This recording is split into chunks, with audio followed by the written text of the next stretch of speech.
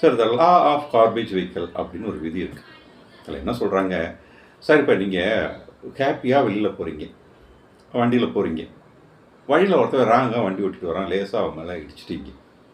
அவன் தான் ராங்காக வந்திருக்கான். ஆனால் என்ன பண்ணுவான், வண்டி நிப்பாட்டிட்டு உனக்கு லைசன்ஸ் இருக்கா, உனக்கு வண்டி ஓட்ட தெரியுமா, அது தெரியுமா, திரும்ப காண்டாமலான்னு திட்டுவான். இந்த இடத்துல நார்மலாக ஒரு மனுஷன் என்ன பண்ணுவாங்க, திரும்பி அவனை திட்டுவாங்க. இப்படி 2 பேருமே திட்டிட்டு டென்ஷனாக போயிட்டுருப்பாங்க.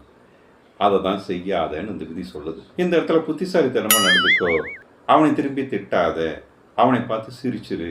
அவன் இன்னும் டென்ஷன் ஆகி உடனே பார்த்து கத்துவான், என்னடா நான் திட்டிகிட்டே இருக்கேன், நீ என்ன பைத்தியமான்னு கேட்பான். நீ ஒத்துக்க, ஆமாம் நான் பைத்தியமாகவே இருந்துட்டு போகிறேன், அதுக்காக உன் குப்பையை தூக்கி என் மேலே கொட்டாத, நான் குப்பை வண்டி இல்லை அப்படின்னு சொல்லிடு. அப்படி சொல்லிட்டு அவன் கொண்டு வந்த குப்பையை அவன் மேலேயே திருப்பி கொட்டிட்டு நீ போக வேண்டிய இடத்துக்கு நிம்மதியாக போய் சேரு அப்படின்னு சொல்லுது இதெல்லாம். அதாவது நீ குப்பை வண்டி கிடையாது, அடுத்தவன் குப்பையை நீ அள்ளிட்டு போகாத அப்படிங்கிறது தான் இந்த விதி சொல்லுது.